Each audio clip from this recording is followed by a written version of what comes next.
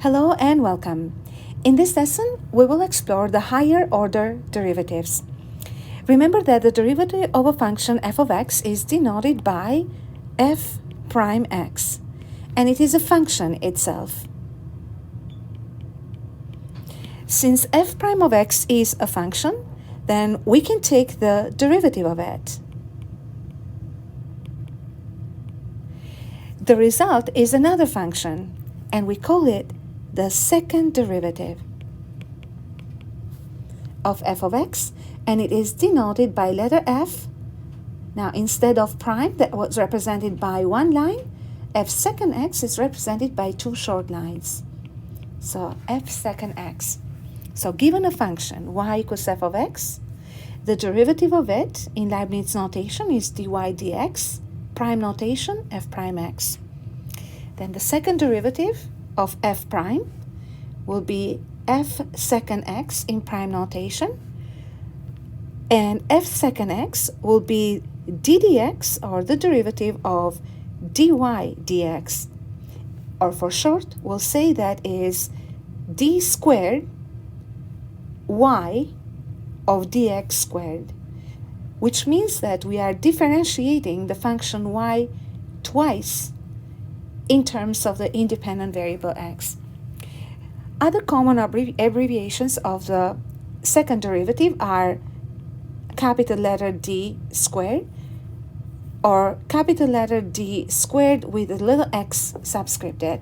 It indicates that the differentiation is performed twice with respect to variable x. Let's take a look at some examples. Example number 1, y equals x to the power of 5. We start with the first derivative, dy dx equals 5x to the power of 4. The second derivative, d squared y dx squared equals 20x to the power of 3. Let's take a look at another example. Vt equals negative 6t to the power negative 2 plus 7t negative 3 minus t to the power of negative 4. So we start with the first derivative, v prime t equals, simply apply the power rule. Do not worry about the negative exponents making into positive. Okay, we still have a lot of work to do until we get to the second derivative. So negative 12, that would be 6 times negative 2. T to the power of 1 less than negative 2. Negative 2 minus 1, negative 3. Next, we have 7t to the negative 3, so that's 7 times negative 3, negative 21.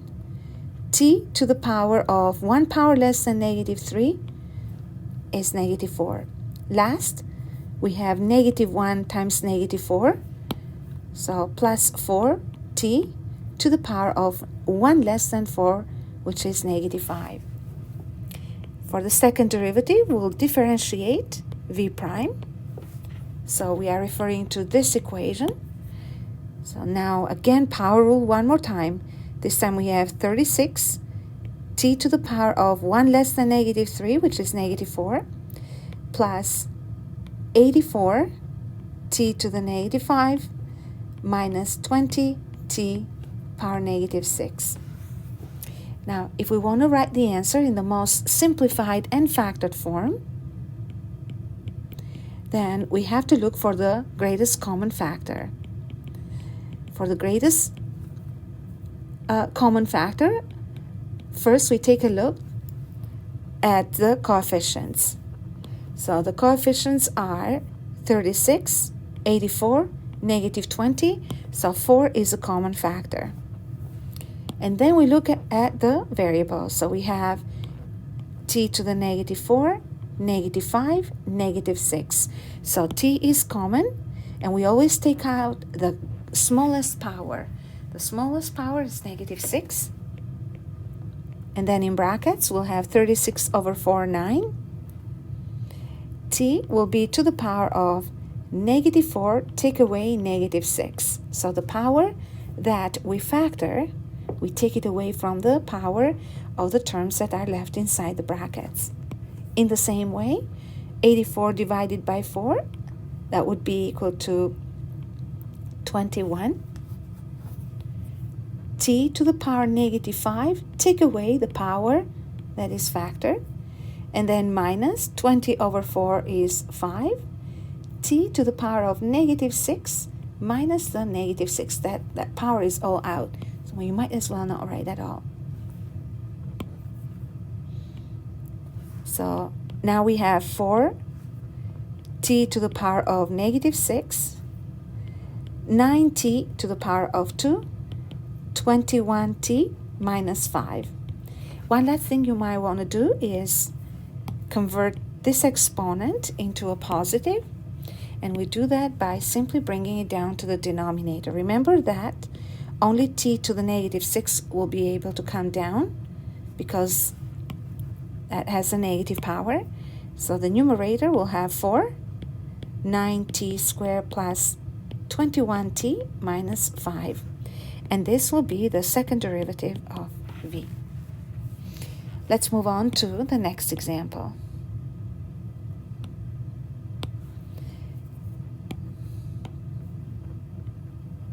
We have f of x equals 4 root of x minus 3x squared. So the first thing we want to do is rewrite the function f of x with exponents instead of radicals.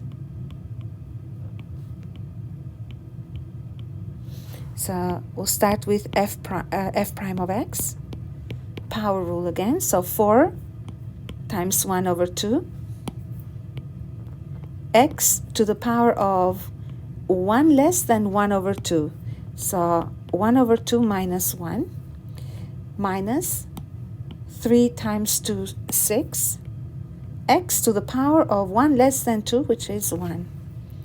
So f prime of x equals 2x power negative half minus 6x. Do not convert the exponents from negative to positive yet. Leave it for last step. So I'll continue with f second x.